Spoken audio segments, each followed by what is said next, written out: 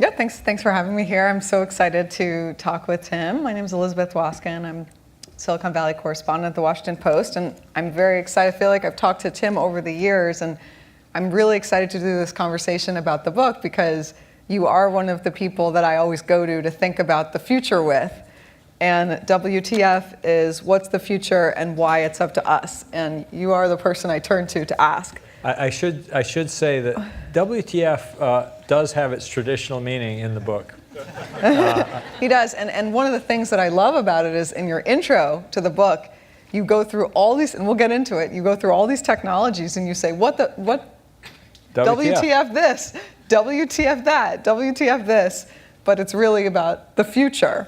Well, the thing that's interesting about this, if you think about WTF, it can be an expression of wonder and amazement, or it can be an expression of dismay. And the thing about technology is it's bringing us both of those things. And so in some ways I could summarize the argument of the book as, what do we have to do to create more of the WTF of amazement and delight and less of the WTF of dismay with the technologies we're creating? That's fascinating. I wanted to start by pulling out two quotes from the book that I thought were very interesting on this topic. The first one is just about you, Tim, which is that to me, this book is like you've been in Silicon Valley for a long time. You're one of the creators of the open source movement, and you've seen this. And now, and sort of like this book is sort of looking at the arc of Silicon Valley until now. And one of the things you say is you were at a tech conference in 1993, and you were explaining the internet to people. And you were telling them, look, this picture just came all the way over the internet from the University of Hawaii. People did not believe me because they couldn't imagine that this stuff wasn't just happening on the local computer. And that's kind of one of these examples of a WTF moment that we eventually take for granted. Right. That's your idea in the book, that so many technologies that we now take for granted were started as WTFs. The other quote that I really like from the intro of the book is you say, and this is about your time in Silicon Valley, you say, we saw that radically new industries don't start when creative entrepreneurs meet venture capitalists. They start with people who are infatuated with seemingly impossible futures. Yeah, I think that's such an important point. We do live with this narrative, and it's a very self-serving narrative. The great revolutions of Silicon Valley have begun with venture capitalists and entrepreneurs. And of course, they play a super important role. There's no question. But just looking at the things that I have been around, you think about the early personal computer and the role of groups like the Homebrew Computer Club. Steve Wozniak made the first version of the Apple I in a wood shop. They were just these kids who were like, oh my God, I can have my own computer? That was like this incredible passion. And then, when the PC industry had grown up and Microsoft had taken control of it and it was no longer the land of opportunity, all the people who were just like, I want to play with technology, I want to do cool things, they went over to this thing, the internet, where nobody thought you could make money. And all the early websites. I started the first commercial website in 1992. And it was just like, this is this cool thing we're playing with. What can we do with it? How can we make it work? And the VCs come later. And I've watched this happen again and again, the maker movement, even what's happening in biotech, where there's amazing, genetically engineered machines competition with high school students who are playing with, gene engineering. It starts with these people who are just exploring technology for the love of it. And again, you think about other past, the Wright brothers, bicycle mechanics. They were like, whoa, can we fly? And that impulse to explore and invent is the thing that we have to remember first. Well, I feel like the book rides that tension of what differentiates Silicon Valley from Wall Street, and where is Silicon Valley on its trajectory? Is that it was people who were motivated, yes, definitely by money, but also very much by ideas. Whereas on Wall Street, you have very smart people who are really motivated by money as the end goal. And you ask whether that has shifted and why you want to rewrite the narrative. Yeah, I do think that right now, this is something I saw coming. I started a conference a couple of years ago called the Next Economy Summit because I was really focused on the question of how to change the narrative coming out of Silicon Valley. Not for PR purposes, but for to help people within the Valley even to understand what they should be focused on. Yeah, what was the narrative you wanted to change? Well, let me go back and just sort of explain what I've done in my career a lot, has been to draw a new map of the way the world worked based on what I was seeing around me that didn't seem to be being recognized. And I kind of tell a couple of these stories early in the book to kind of establish this methodology. And it's often there are things that are left out of the story.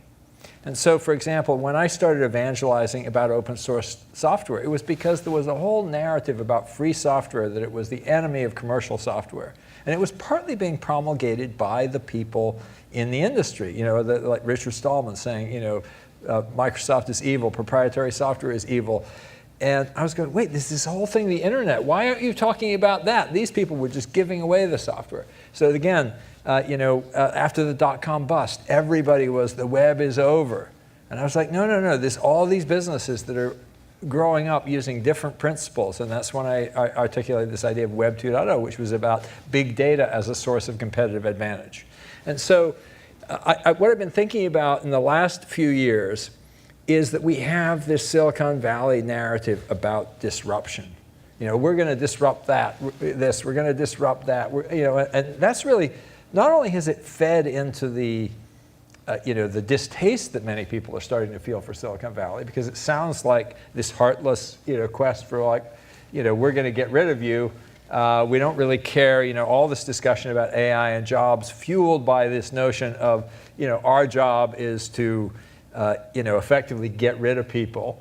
In fact, there was one entrepreneur I talked to who said, he was an investor, I just invested in a company an AI company that's going to eliminate 30% of all call center jobs. And I said, why aren't you trying to make them better? And the same thing, there was this flap about this startup called Bodega. And actually, it really shows that when you have the wrong narrative, it's not only bad for the entrepreneur, it's bad because of the blowback. Because Bodega was actually just a way to build little kiosks that might be in student dorms and so on. But the narrative became, we're going to disrupt the corner store.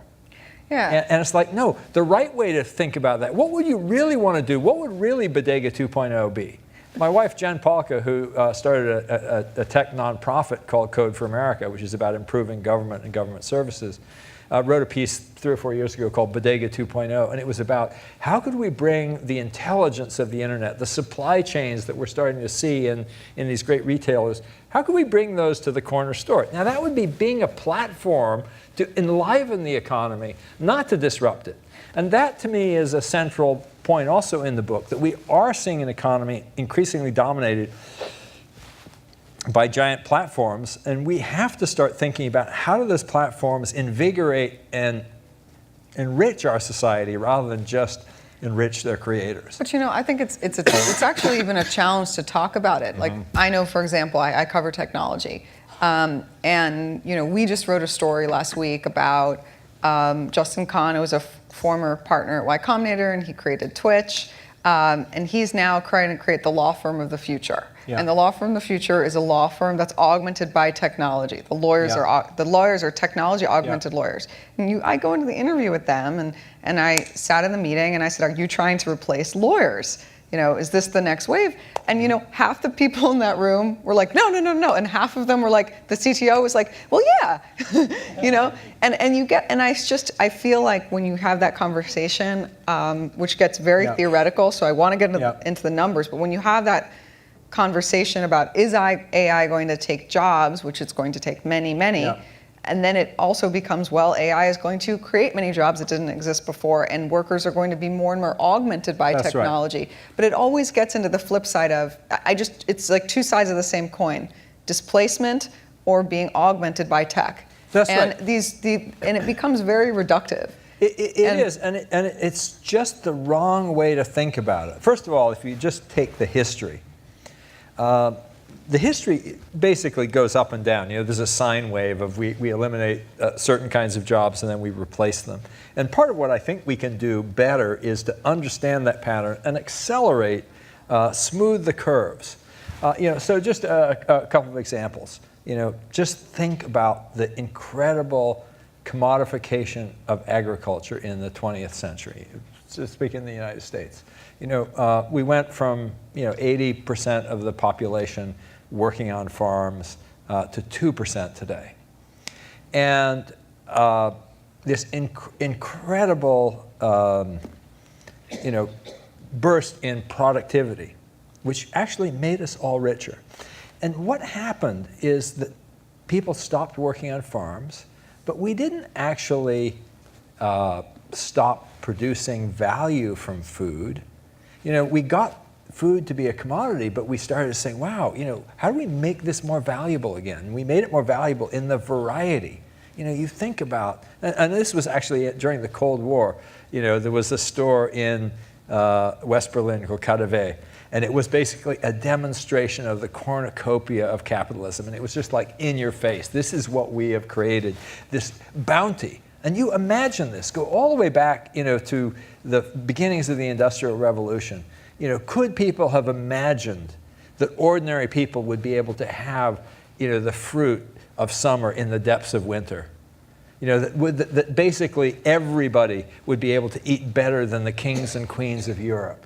That ordinary people would have, this gift of fashion, and it wouldn't be like, wow, we've automated the making of cloth. You now get your one suit of homespun, very cheaply. No, we invented new ways to make cloth more useful, and we made out of that commodity this incredible thriving economy of creative exchange. And that creative exchange is also going to happen in this world of AI and increased automation of cognitive tasks. Because the fundamental thing about augmentation is it lets you do more. And so in the book I talk, for example, about what we learn from Lyft and Uber. And there's a whole lot there.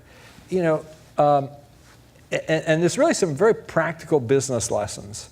One of the chapters I really try to talk about this notion of how business models actually work. And you call them thick marketplaces. Well, yeah, that's one aspect. Yeah, that's a key aspect of the market. The marketplace is a key aspect of all of the great platform businesses, and let me come to that. But let me talk about this business model.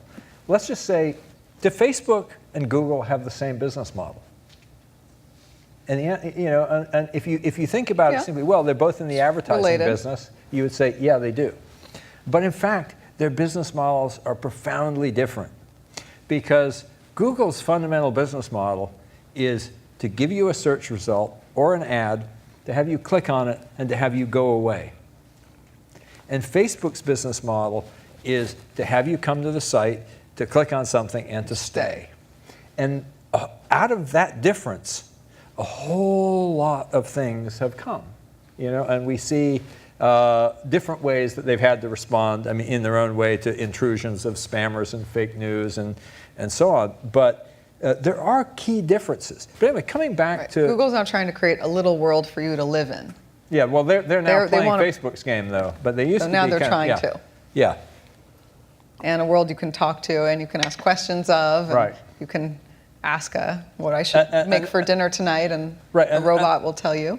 That's correct. That's right. And that to me is a worry about Google, because that's actually their version of what Microsoft did when they, originally, there's this world of PC software, and they said, oh wow, spreadsheets, good category. We have to own that. Thank you very much, Lotus. Okay. You're dead. Home automation. We got to own it. Yeah, right. And so Google is now kind of seeing all these categories and saying, wow, we have to make you come to Google. And I think that Google's missed the trick, because they're now trying to be this all-inclusive destination, which is, of course, vitiating the web, which was this cornucopia of all of us creating services and content. Yeah, because the robot only gives you one answer. Right. It doesn't give you the cornucopia. Right, and I do think we have to actually really think about, as we build these winner-takes-all platforms, what does the economy look like that is built on top of them?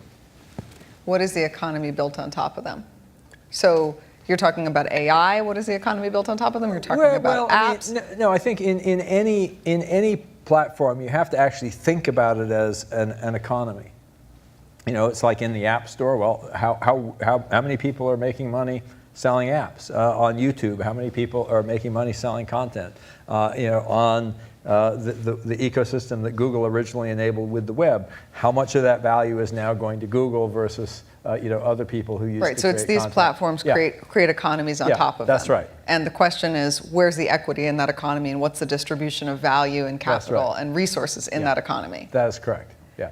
So how does it not become a winner-take-all system? Because certainly what we're seeing now is that it is becoming, especially in tech, a winner-take-all system, which is why you see Washington very concerned about antitrust. You see entrepreneurs that aren't sure what to make because it's hard to get data to make an AI company when Google, Facebook, and Apple have all the data. Yeah. It's hard to do something social when you're going to get bought up or copied, et cetera, et cetera. Exactly. And you see this sort of predatory winner-takes-all attitude, which I think is coming out of Silicon Valley. And I think that, you know, it doesn't actually have to be that way.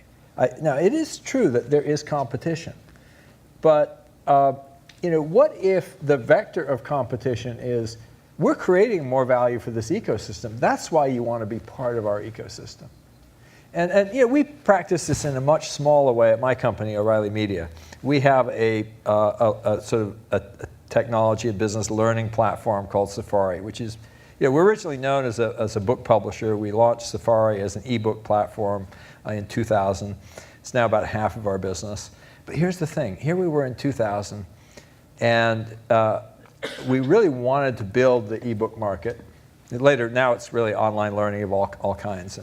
But we invited in our biggest competitors to be part of the platform with us. And whenever we introduced new features, we shared them with these participants because we were saying, oh yeah, we want you to be part of it.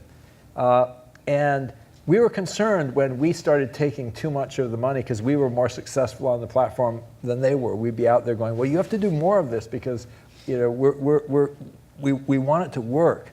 And of course, what do you mean you were concerned you were taking too much of the value? That's right. From your platform? Because we Why said were you concerned? Isn't that a good thing? No, because they're going to go away, and they're going to either go looking at a competitor, you know, potentially. I mean, you know, we were basically saying we want to be the best place for everybody who has things to teach to be able to share it with their audience. We don't want to be the only player in the market, you know. And so this understanding of platforms, I think, really should enliven our economy, should inform our companies.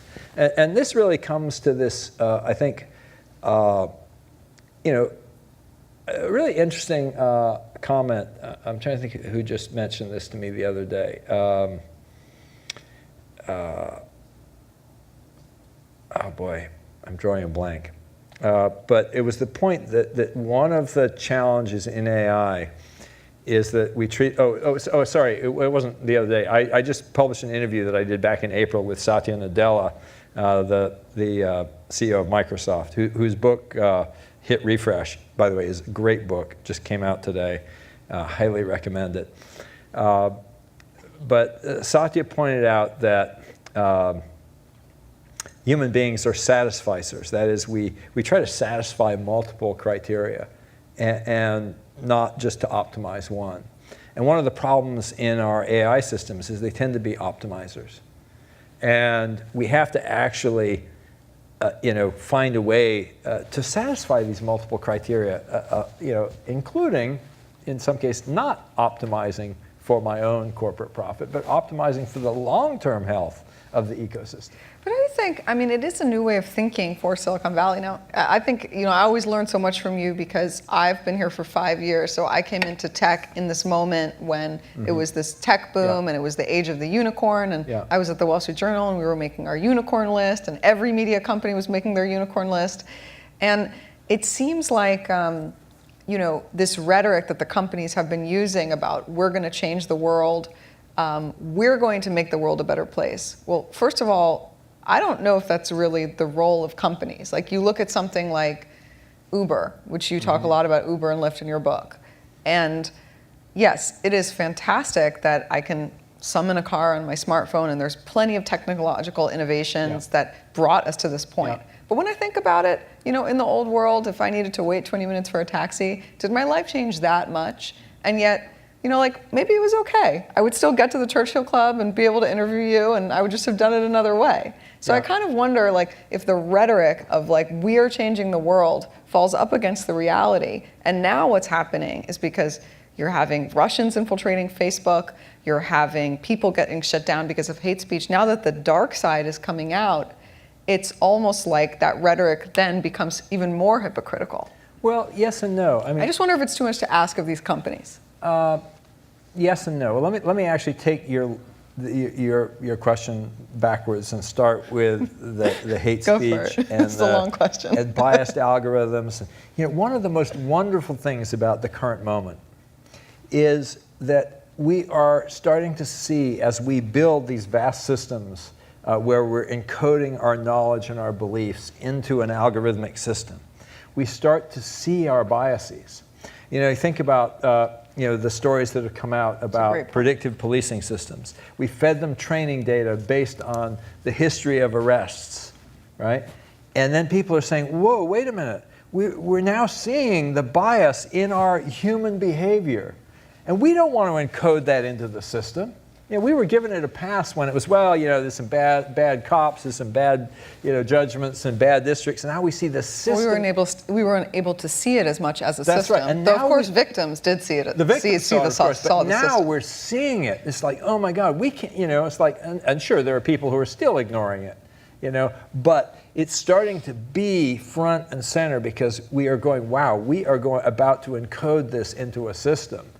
And this is actually part of the opportunity of the present moment because it forces us to ask questions about who we are and who we want to be. And that's actually part of the title of the book, what's the future and why it's up to us. The why it's up to us is the most important part. And actually, one person was asking me, who's this us? I mean, we're powerless in the face of these great, companies. And I don't think that's true because the most powerful thing in the world, is an idea. And, you think about the origins of the United States when everybody believed in the divine right of kings. And here was this country that basically these people believed something different and they forged this new idea about how we could be together. I love this quote that's reported about George III when he heard that George Washington, having won the the War of Independence, didn't crown himself the King of America. That he basically went back to his farm. And George III, on hearing this, said, if he has done that, he is the greatest man in the world. This was unthinkable. It was totally unimaginable. And one of the things that we have to do is we have to imagine a different future. And I go through the book, in many cases, small examples. Like we had connected taxi cabs before Uber. We had, what kept people from, coming up with, the Echo and Alexa, the speaker that was always listening. It was like various kinds of mental blindness, sort of, oh, that's unthinkable. We had connected taxi cabs and we put a screen in the back. And I think in a similar way, as we face these challenges of AI eliminating new kinds of jobs, we can't quite imagine how we're going to deal with it. And part of our job is to envision a very different future. We have to get away from these little tweaks around the edges, where we're having, we're going to put in place this new small benefit, or we're going to adjust these tax rates up and down. At moments of great challenge, we actually have to make it all new. All these things that we sort of think about in the modern welfare state, for example, were invented in this crazy period in the face of the Great Depression where, Francis Perkins, working with Eleanor Roosevelt, and with Franklin Roosevelt, and the team just came up with all these crazy ideas, for how we could make a world to deal with these challenges. And I think we're going to be facing that opportunity. And I phrase it as an opportunity because, in this crisis, all these crises that we face, from climate change to, the inequality and jobs questions that we're facing to all these questions of bias in our society, technology is giving us is offering us this opportunity to make the world new. So what's the most interesting example you think that you see right now of a technology making the world better? Not just making my life more efficient, but making the world better. Well, one of the... doing the things you're talking about. Yeah, one of the stories I tell in the book is of a startup called Zipline.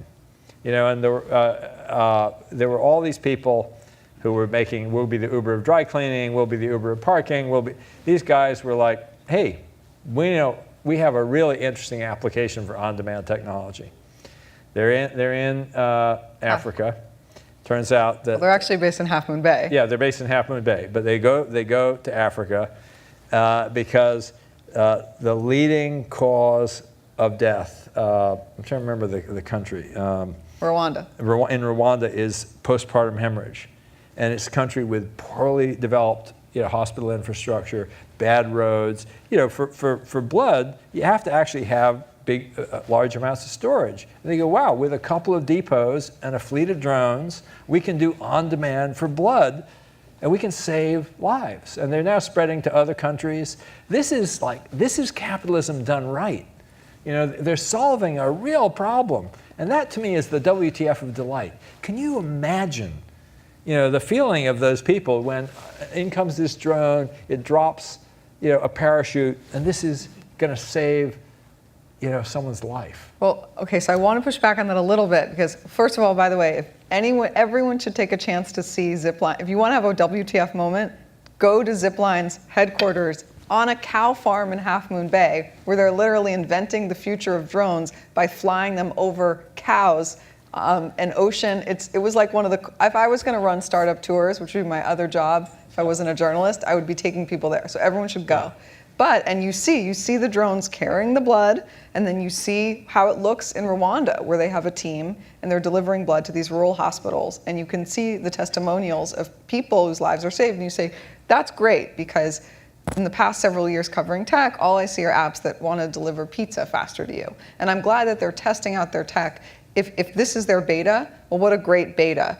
Yeah. No offense if anyone's building a pizza delivery app, or an AI tool. But pushback is that if you ask them, why did all these Silicon Valley VCs invest in Zipline? Was it really to save pregnant women who were hemorrhaging blood in Rwanda? And it wasn't. It's to prove that you can do commercial drone delivery. And if that is, and it becomes profitable, and they work it out, they have to work it out in another country because of the rules of the FDA here and our regulations. Yeah. But they're using this Rwanda as a testing ground. They're going to do a lot of good. Mm-hmm. But when they figure out how to create profits and economies of scale from commercial drone delivery, you're going to have an Amazon deliver you your pizza. It may end up in pizza. But is there anything wrong with that? I do feel like the future comes from things like that. And it's always this mix. And for me, what we want is to get more of the idealism into the mix. But the other thing that we also have to get in the mix is, and this really relates to the question of jobs, and it's a really important story for everybody to understand. When you look at the history of automation, it tends to actually create work. Because if you're really solving new problems, there's a famous story about this is analysis done by an economist named James Besson of what happened with the introduction of the ATM. More bank tellers. Why? Because they'd have these small bank branches that were cheaper. They put them in more neighborhoods. They had to have people. They actually upskilled the tellers from counting money and receiving money to actually doing relationship banking. But it's actually documented. More people working in retail banking because of ATMs. Because of ATMs. But now there's fewer and fewer people in a bank branch, physical bank branches. In a single bank branch. Because people are banking online. But in total. But yeah, sure, but this is what happens. Now, same story is repeating right now with Amazon. Amazon put 40, 50,000 robots into their warehouses over the last couple of years, and they've added hundreds of thousands of human workers. Why? Because instead of saying we're just going to cut the costs, they said we're actually going to do more for the customers. We're going to have more products. We can pack the products in more tightly. We can get them more quickly out. And you see all these workers, basically this ballet of robots, bringing the products, shipping them, and you can often get products, more and more products, same day or next day. So your point is that's not an either-or situation where it's technology or workers. It's better technology and more workers. Right, and but isn't that just kind of a moment in time before the workers then get displaced? No, because I think the story repeats itself. If in fact our goal continues to be to create value, and I think that's one of the things that I have struggled with in Silicon Valley, because I do believe that, and I've just watched this in interactions with, with VCs and companies that I've been involved with, and hearing what their venture capitalists are telling them. And so much of what's happening is the design of a company to be financed. The financing is the product. The ability to ratchet up some level of increasingly higher financing to the point where you will get acquired. As you said, you're getting paid to monetize your storytelling, not to build something. And so these companies are, in a way, financial instruments.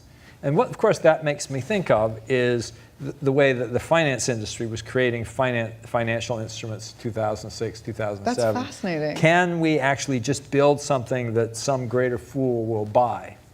Rather than, this is going to be a real business. Oh, startup is a financial instrument. Yeah, I like that. I think that we have to actually recognize that. And so there's really a meme that I've been playing a little bit with, and my partner at my venture firm, Bryce Roberts, he started this effort called Indie VC, which is really about, he's actually developed a new kind of financing instrument, which is really a convertible note that can be paid out in dividends, because the goal of the businesses we're trying to fund is that they become ongoing businesses that never exit. Like my company, I've been doing it for 40 years. It wasn't like I'm going to do this thing and I'm going to flip it to some financial exit. I make money selling products to people, selling services to people. And that's kind of the real economy, where we're exchanging goods and services.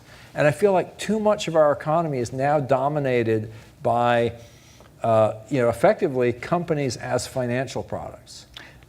So we're gonna go to Q&A now, and I'm sure I can see from people tweeting at me that people didn't like my question about Uber. But I think people have a lot of questions, and I hope that somebody asks Tim about the first rogue AI, since we're talking about financial products, because he has some very interesting thoughts about that we didn't get to. So please, if anyone has questions, go ahead. And if not, I'll ask my rogue AI question. Okay. Okay, ask yours, then I'll ask mine. No, ask yours first. No, let's go. We'll come back to it. We'll go back to it. Right. So, one of the things I wanted to underscore in one of the things that you said, Tim, was when you, and I don't know if it was a slip of the tongue or not, but you said it well. It was that when automation happens, more work emerges.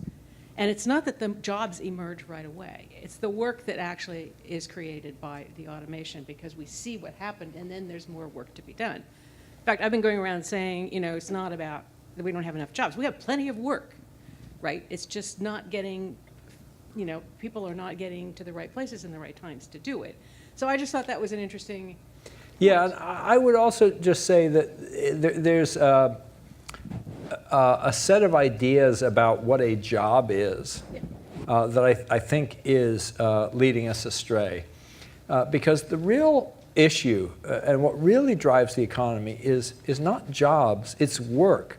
Jobs are a mechanism for getting people to do work, But they're not the only mechanism. And so, for example, what we're seeing with things like on-demand in Uber and Lyft, or with the Airbnb, somebody who runs an Airbnb is doing work, but they're not actually doing it as a job. Nobody gave them a job.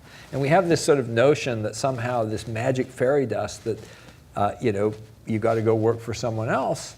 And maybe we have new mechanisms with technology that will allow more people to make a good living of one kind or another by doing work for each other. Exactly, and I think part of it was one of the things I've been working on for the last number of years is more open access to work, and I think that it's the same thing. You can take the platforms and have them create opportunities for more open access to work, and that's what you see going on. But I don't feel like it's as deliberate as it could be, as designed as it could be, as going forward as it could be. That's right, and we just have to get better at using this technology to connect people with work that needs doing. And I think there's obviously some huge gaps in in work that provides a living wage. If it is work and it is gig economy, sure, absolutely. Work that gives people the safety net that jobs give them. Absolutely, and that's one of the really interesting opportunities, because of course we're stuck in these old categories. And the fact is, why don't we have portable benefits? What if it is a gig economy? It's like I work. 16% of the economy now is some form of a gig economy. Right. So if people are working for both Uber and Lyft, let them allocate how much time did you spend on each one, and both of them have to pay benefits. If we're going to continue to use companies as our way of providing that kind of social safety net, because there are other ways to do that also. But similarly, one of the things I talk a little bit about in the book is it's really easy to pick on the gig economy companies like Uber. But guess what? Workers at the Gap or McDonald's or Walmart are also, in a way, gig workers. Because they're being told by an algorithm when to show up for work, just like the Uber driver, except it's even more controlling. It's like, hey, we're giving you a 2-hour shift now. We're giving you a 4-hour shift now. Show up or you're fired. By the way, that shift is going to take you to 11 o'clock at night. We're giving you another shift at 5 in the morning, even though you may live an hour away. That was the famous Clopen. You're supposed to close the store and then open it the next morning. And not only that, we've now smart enough that we realize that we can have a big pool of part-time workers. Hey, guess what? Just like the gig economy. And if we don't have people work more than 29 hours a week, they don't get any benefits. Yeah, good one for business. Yeah, but not a good one for society. And I go, yeah, we could actually have a moral revolution where companies stop doing that. Or we could basically say, hey, we now have this incredible technological infrastructure. We'll let us say to all these companies, hey, great, you're going to pay proportional benefits if people work an hour, people work 20 hours, people work 30 hours, people work 40 hours, whatever. Let's rethink, in light of what we can do now, how we do the social safety net. Here's another question, actually, that makes me think, is a lot of the large tech companies, one of the reasons they've been able to become so profitable, of course, they're making a lot of money, but it's also that they do have very slim workforces compared to other companies that were, historical precedents is companies that were, famously profitable but had much bigger workforces than the current tech economy.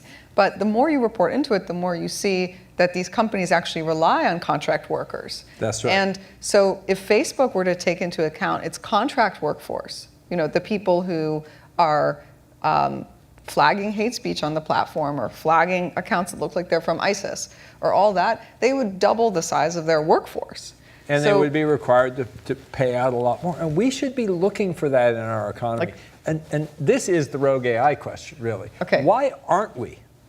Why aren't we? And that is the thing that really kind of started to obsess me as I was writing this book, because I started thinking about these algorithmic systems. And the idea that they have this optimization function. So Google, for example, optimizing for relevance, that people find what they want and they click through and they're gone. Facebook optimizing for engagement, and you see how Facebook's algorithm went wrong. And I thought, well, great, our financial systems are also these great algorithmic systems connecting, hundreds of millions, billions of people through these electronic networks, making this global brain. And what are our financial systems optimizing for? And we know they're optimizing for share price. They're saying, increase the profits of companies in order to drive the share price, even if that means getting rid of people, right? And if these vast systems are in fact the beginnings of these sort of global scale AIs, and there's sort of some thinking behind this that has to do with the fact that we always assume that an AI will be a singular being like ourselves, rather than a collective being. We're missing the point, because guess what? We are also collective beings. We have a microbiome that shapes how we think. We also have a culture that shapes how we think. We're taught, we learn, we communicate with each other. Fake news shows how the thoughts that we have in our head come from outside so often, and so we're weaving. The singularity is actually the human singularity is actually the many. That's right. We're already happening. It's already happening. Anyway, the point is that we have told this master AI, which controls Facebook, which controls Google, which controls General Electric, and says, optimize for share price. If that means most of your workers, as many as you can possibly get away with, are contractors to whom you give no benefits and you pay as little as possible, yeah, good thing. We'll give you a thumbs up for that, because basically that's going to drive your share price. And guess what? If you don't do that, we're going to force out your management. That's a terrible thing. We have to actually think about how would we rein in that rogue AI that is hostile to the human economy. Next question, anybody? Yes, ma'am. Hi, Catherine Shinners here. I wanted to just ask if you would say a little more about the giant platforms that dominate our economy. And I kind of think about the terms of use that we so willingly accept but don't really understand.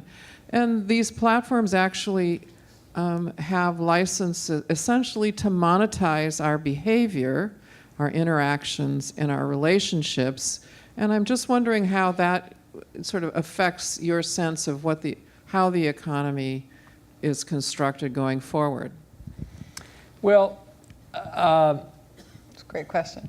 Yeah, and Liza, feel free to express an opinion. I think the idea of shrink wrap agreements and EULAs and all this kind of stuff where companies effectively are trying to impose their will on us are really a pretty toxic part of our legal culture, and you really see how they are used to strangle innovation. And this is not just, it really actually is played out even more strongly away from the pure digital realm, because the fact is, you click through that EULA from Apple, they haven't really tried to restrict you in any particular way. But if you have a John Deere tractor, you can only get it serviced at John Deere now, because guess what? They have, the firmware, is basically tied into their service centers. And, actually same thing's true of a Tesla. But anyway, there was this interesting story a while back where they were all using,